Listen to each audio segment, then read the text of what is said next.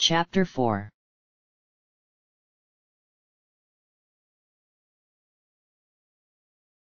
Entry. When the Judge-Masters of Ivalice were re-elected after the Mughals' plan was put into action, 3 Judge-Masters of the different committees were assigned a region.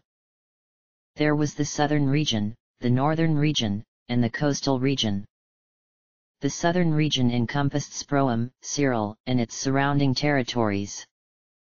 Among the Judge-Masters of this place were Peter Gustav, a former Templar of the Order of St. Gordon, and Isaac Winston, a young Mughal who went from being a beggar in Baguba to becoming dean of the Cyril School of Elemental Arts, the foremost school of black magic in the country. There was also Katsu Cross, a fighter whose prowess in battle was legendary. The southern region was a place with a robust monster population and treacherous territory, so naturally it was also prime real estate for clans. Many came in and started to stake claims to parts as their turf. Each of the Judge-Masters were able to appoint people as lesser judges who would oversee conflicts, and Katsu soon found out how to exploit this. You see, Katsu was a man of ambition. He had lived by his sword for most of his life, but he soon realized that true power came not from strength, but from people. People under your control and at your beck and call. He elected old friends from his clan and their family, people who would be loyal to him, as judges. Then he began favoring the larger clans, giving them special indulgences from the laws and often tipping them off to places with unusual treasure and such. In return, these clans pledged their loyalty to Katsu, and if at any time, an upstart clan had to be put down or a group of heroes were getting too powerful for the judges, Katsu's colleagues saw that things got done. This was soon learned by Ezzelberbier, without a doubt the greatest alchemist who ever lived in Ivalice and no friend of authority of any kind, when he woke up one day in Cyril to find a group of ninjas in his room and 12 blades trained to his throat. His last words were, "Get someone to water my tulips, will you?" before his head was severed. When the Judge-Masters investigated, they found no evidence of who actually killed him. Though not in any way happy that he was killed, they didn't press the investigation. Ezzel was a person who was a thorn in any government's side, always willing to point out its faults to other people, and they all agreed that things would run smoother without him. Despite the very severe penalties for causing trouble, would-be clanners were flooding into the southern region. They often organized secondary clans that attached to one of the larger clans in the region, and thus got the benefits of being favored by Katsu. Pretty soon, only 3 or 4 clans remained, and all were on Katsu's payroll. They represented some of the best clans in all of Ivalice, and together, about 2/3 of its warrior population. Though a mere judge-master, Katsu practically owned his own private army and all wealth attached to it. He was literally the most powerful man in Ivalice, and he was not one to let all this power go to waste. 20 years after the reformation of Ivalice, Katsu sacked the town of Cyril and declared himself supreme judge-master of New Ivalice. End of entry.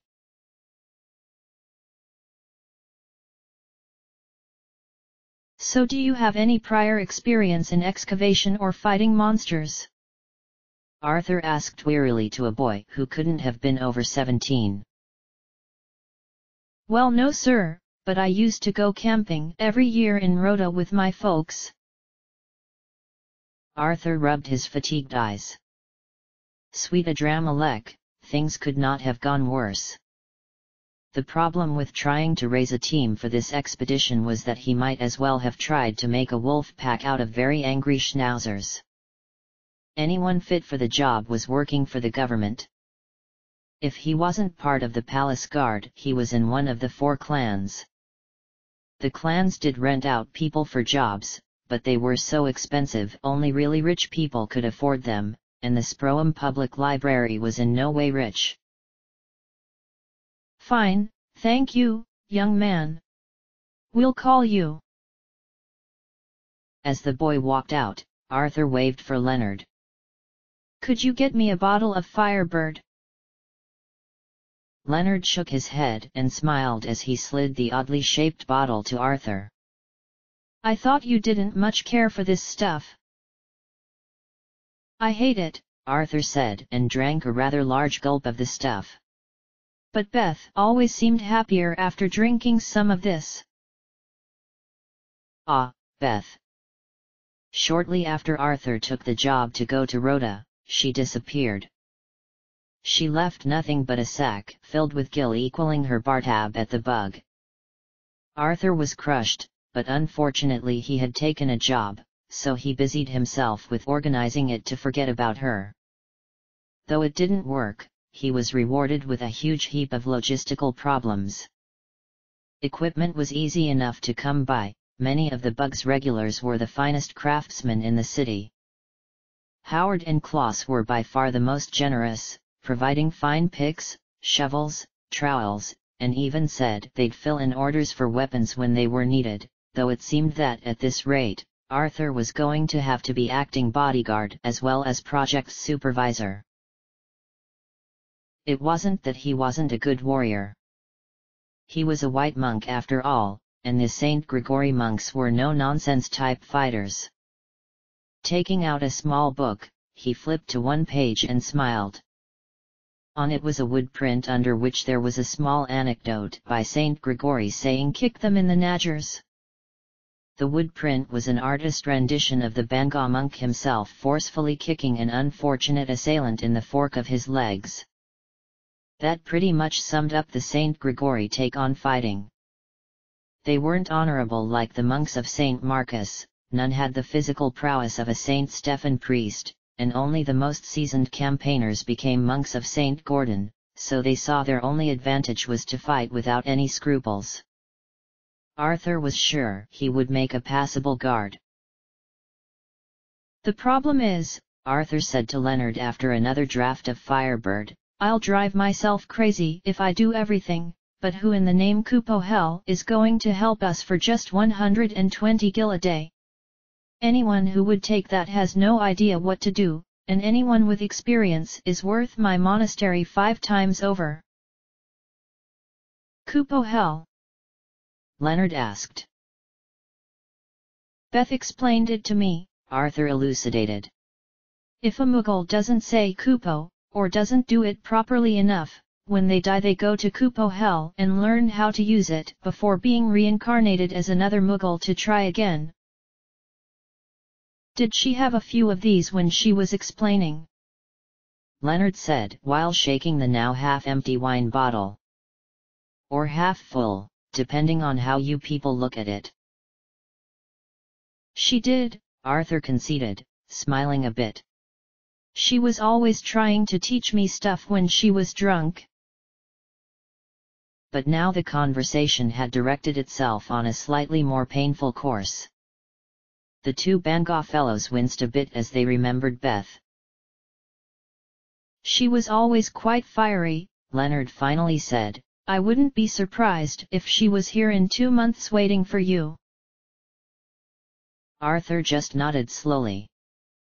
The foul wine was beginning to get a hold of him, and as often happens with people under the influence, he started to think painful thoughts.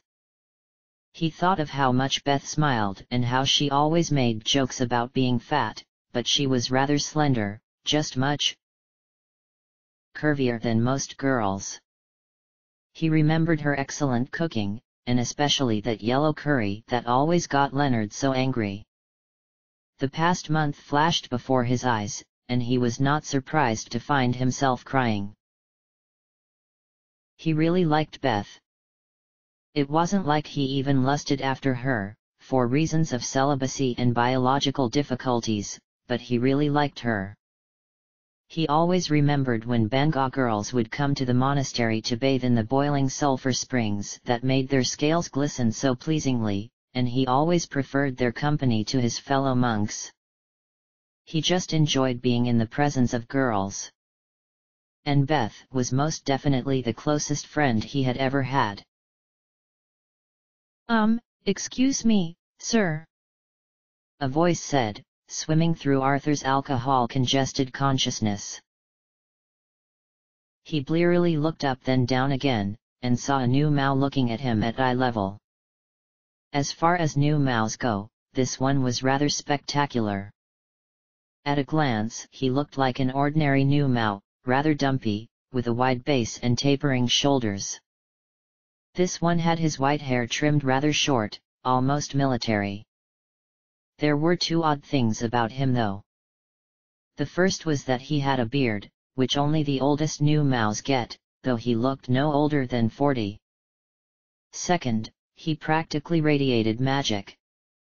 Arthur, who had been trained to sense magic by touch, sight, and even smell, could tell this new Mao was a giant magic battery.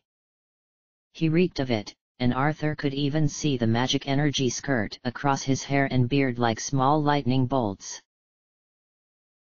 May I help you, sir? Arthur said. Are you Arthur MacFust? The new Mao asked. It was strange, but he rumbled, like when Bacchus spoke. I am, sir. Would you be here to join the expedition to the Rhoda Monastery of Saint Gregory the Wise? My apprentice and I, yes. Come along, Matthias. Call me Matt, came a slightly muffled voice from outside. Could someone get the door for me? Arthur, still slightly drunk but very interested now, lurched to the door and opened it up, to reveal a young man, maybe 19 or so. He wasn't all that interesting, a scrawny sort of chap with light brown hair and dark brown eyes. He was wearing a pair of brown breeches and a light blue smock over an off-white undershirt, and his knee-high socks were of the uninteresting woolen variety. Was it not for the curved sword at his left side and the definite smell of magic about him, Arthur could easily see him as an apprentice printer or woodcarver. His voice had been muffled by carrying what appeared to be 5 bags of varying sizes in his arms. Do you need some help?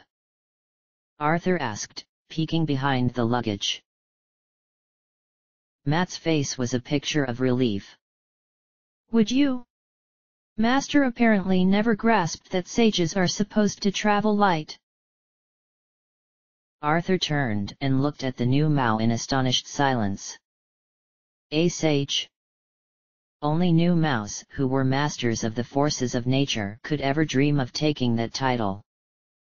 Yet it seemed to fit. He had power, like a bear or a storm had power, raw and without guile.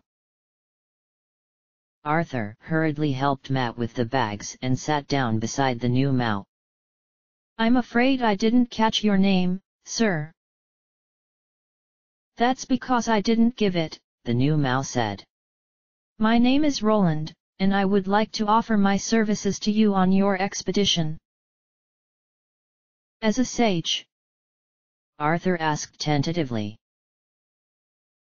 In a sense, Roland said vaguely. What do you mean by that, pardon my asking?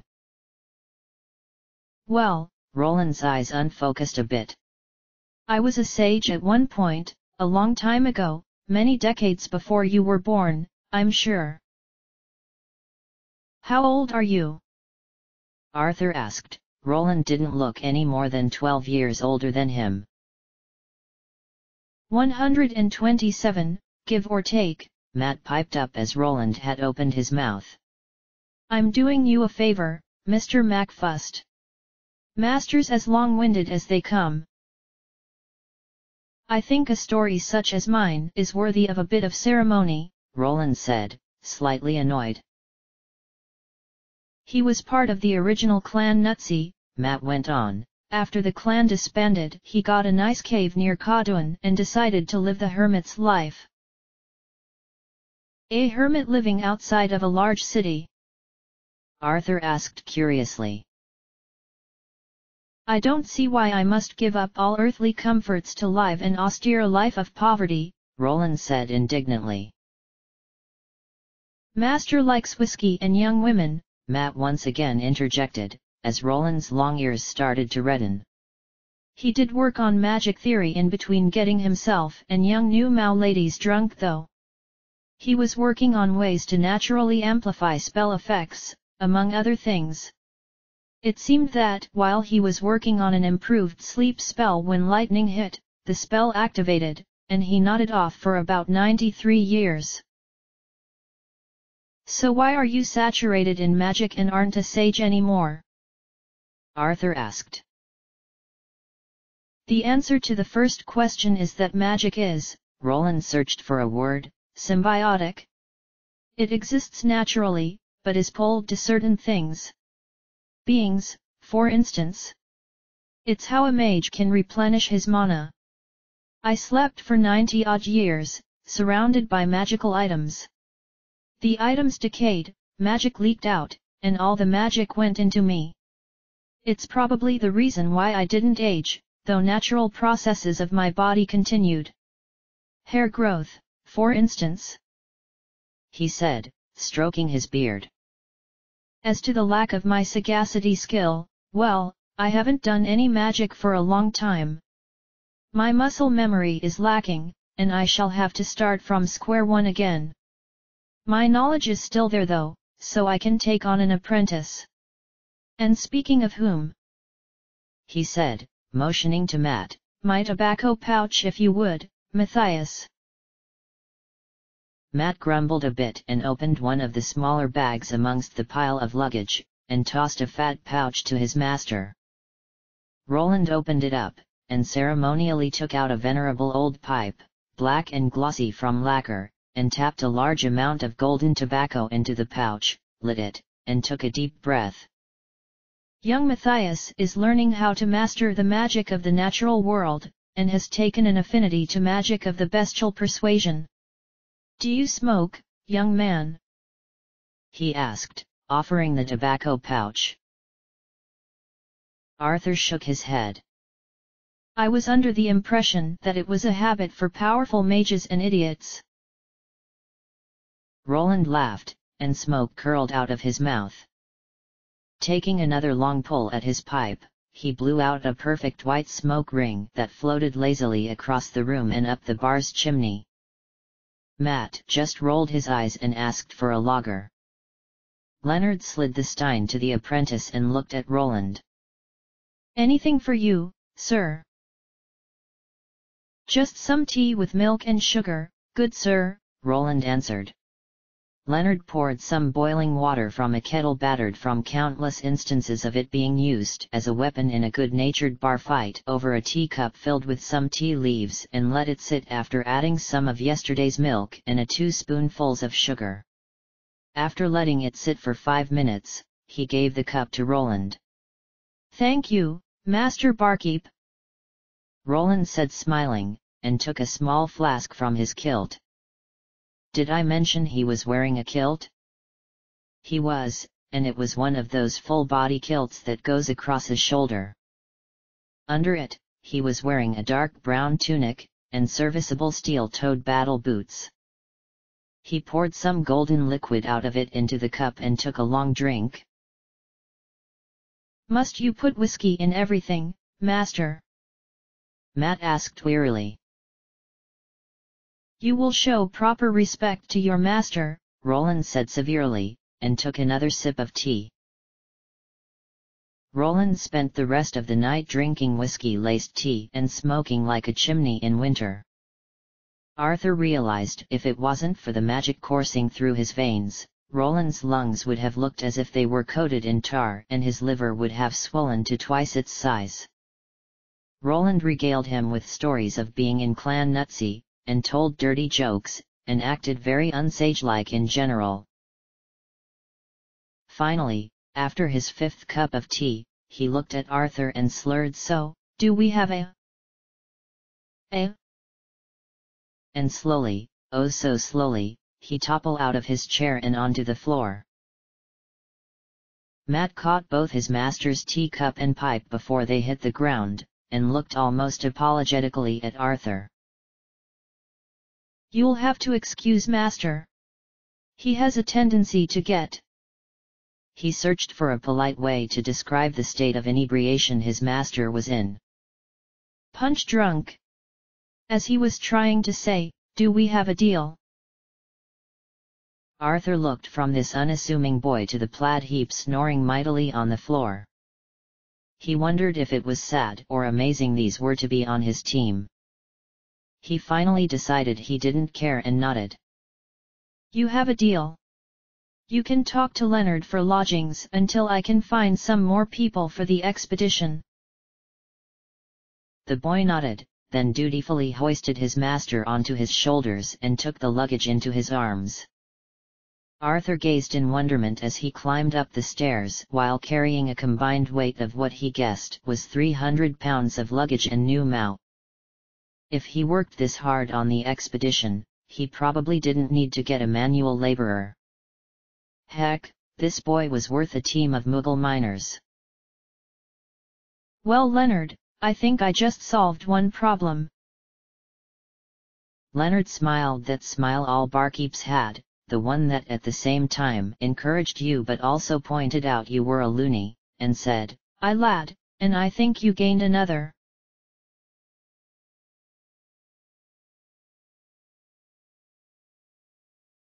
So let me get this straight, Arthur said disbelievingly. You are an engineer who has worked in the silver mines around Muscadet for 5 years now. That's right, Kupo. You were a master foreman of your own shaft. My resume was quite specific, Kupo. Indeed, Arthur said, staring at him. That's why I'm suspicious. So explain to me why you are here, in an animist's cap and a war horn in your hand, as opposed to being in the aforementioned silver mine managing your team. Engineering's fun, but things are getting a bit too boring for me, Kupo, the Mughal said. He was about Arthur's age, in his late 20s, with long red hair done up in a neat ponytail, and wore the sensible clothes of someone who was going to be camping out for a while. He also wore a pair of thick glasses with copper rims. My brother Klaus said I could stay here for a week to shake off the boredom, but then I saw your flyer and said, Joseph Kupo, how often does an opportunity like this come up? So here I am. Do I have the job? Yes, Arthur said, looking up to the sky in pious thanks to Adramelech for this engineer. Anyone who had experience with digging or excavation was worth his weight in gold. Please go to Leonard and ask him for his most expensive beer, and tell him to put it on my tab. You are a godsend. Joseph grinned and asked Leonard for a quart of Baguba stout. Mughals were notorious for their resistance to alcohol, and like most Mughal concoctions, Arthur half expected the liquid to eat through the giant pewter mug and into the wooden bar. Arthur took a look through the paperwork. 3 writs of consent, a stack of receipts from Howard and Klaus's workshop, a rental for a cargo wagon, a few crates of food, and 8 mighty casks of booze, ranging from Arthur's Kudik Peak draft to a very grumpy barrel of Firebird whiskey, which practically growled at anyone that came near. And finally, a lease on a pack chocobo named Bella, a fat female of local persuasion, her feathers dark brown speckled with black, a dirty yellow beak, and 2 red eyes that showed a resigned bitterness to the world at large.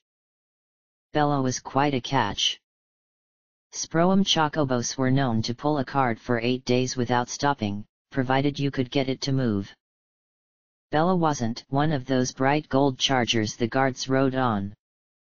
For one thing, she could probably peck one of their eyes out and stamp on its beautiful coat of plumage before it could lay a talon on her. She was the perfect chocobo for their expedition. Well, gentlemen, everything seems to be in order, he said to his group. A hard-drinking new Mao, a straight-laced sword-wielding mage of some sort, and now this young dandy of an animist. He didn't know whether he should laugh or cry, so he did neither. Let us be off. Roland and Matt sat in the front, with the apprentice grabbing hold of the reins, and Arthur and Joseph clambered into the back of the cart. And so, without little fanfare, the expedition set off. Bella was trotting at a good pace, not quick, but getting the distance between them and Sproum. Pretty soon, they were out of the city limits and in the plains and farmland outside the city. The 4 men on board were in high spirits, talking to each other and laughing. Arthur smiled and laughed at yet another inappropriate joke from Roland. It looked as if things were going perfectly. Coupeau! Joseph exclaimed as he examined one of the booze barrels. I didn't know we had Firebird. I'll have a bit of that, Coupeau. He got out the small mug that was as much a fixture for Muggles as their long ears and red puff balls, and turned the spigot. A few drops came out, but not much liquid flowed forth. Curious, Joseph shook the barrel, and there was the definite slosh of wine, but he opened the spigot all the way and no wine was yielded. It looks like something clogged it up, Arthur said. I'll take a look inside, Coupeau. He then took out a small crowbar that had been somewhere on his person amongst the other 10 or 20 tools he kept on him and pried the lid open. Arthur? He asked quietly as he peered into it. Yes. Either that stout got to me, he said in a quietly confused voice, or there's a half-naked Muggle chick in this barrel. Arthur curiously stood up on the wagon's bed and peered into the barrel, to be rewarded with 2 big brown eyes looking up at him. Hello, Beth, he said, the shock keeping him from raising his voice. Coupeau, I'm in trouble, aren't I?